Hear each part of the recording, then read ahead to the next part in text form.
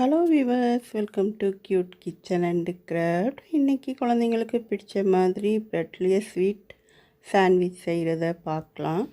ஈஸியான மெத்தடில் சீக்கிரமாகவே செஞ்சு குழந்தைங்களுக்கு கொடுத்துடலாம். காலையில் பிரேக்ஃபாஸ்ட்டு, ஈவினிங் ஸ்நாக்ஸ் எப்படி வேணுமோ நம்ம இது பண்ணால். ப்ரெட்டை எடுத்துக்குவோம்.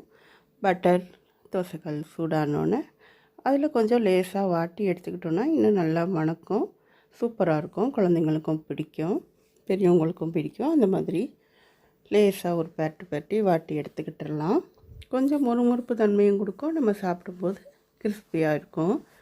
அதுக்காக கொஞ்சம் லேசாக வறுத்த மாதிரி ப்ரெட்டை வாட்டி எடுத்தாச்சு. இப்போ நம்ம மயோனிஸ் சேர்க்கலாம். மயோனிஸ் குழந்தைங்களுக்கு பிடிச்ச மாதிரி. இப்போ நம்ம வெங்காயம், தக்காளி இதையெல்லாம் சேர்க்காமல், ஃப்ரூட்டு, வெஜிடபிள்ஸ் எந்ததும் சேர்க்காமல் இந்த ப்ரெட் சாண்ட்விச் செய்ய போகிறோம்.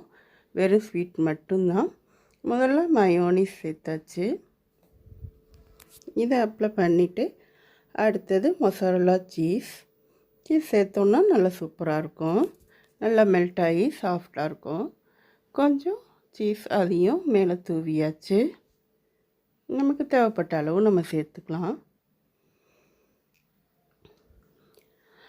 அடுத்தது நியூட்ரெல்லா,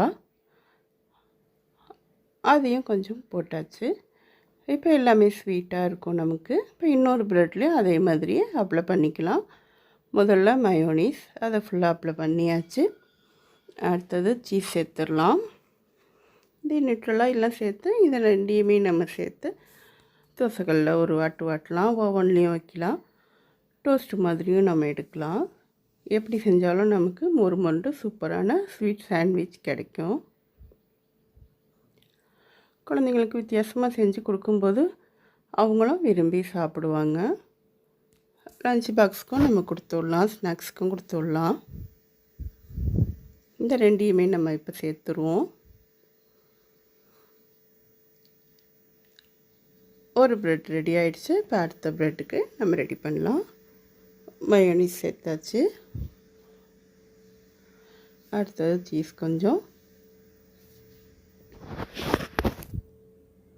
சீஸ் சேர்த்த பிறகு நியூட்ரெல்லா,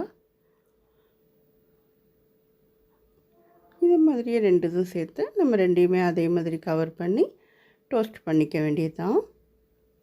இப்போ நமக்கு ப்ரெட் ரெடி ஆகிடுச்சு. தோசைகளில் பட்டர் சேர்த்தாச்சு. பட்டர் இல்லைன்னா நெய் சேர்த்துக்கலாம், எண்ணெய் சேர்த்துக்கலாம்.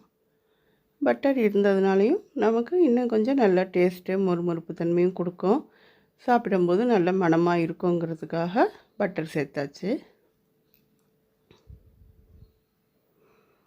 இந்த ரெண்டு பக்கமாக கொஞ்சம் வாட்டினோன்னா நல்ல மொறுமொறுப்பு தன்மையோட கிறிஸ்பியாக கிடைக்கும்.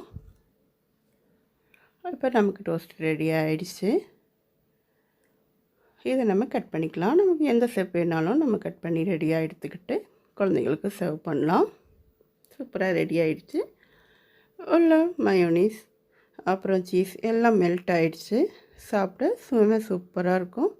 ஒரு தடவை ட்ரை பண்ணி பாருங்கள். இது வரைக்கும் சேனல் சப்ஸ்கிரைப் பண்ணாதவங்க சப்ஸ்கிரைப் பண்ணிவிட்டு வீடியோ பாருங்கள். அடுத்தடுத்து நீ வீடியோஸ் அப்டேட் ஆகிக்கிட்டே இருக்கும். தேங்க்யூ ஃபார் வாட்சிங்.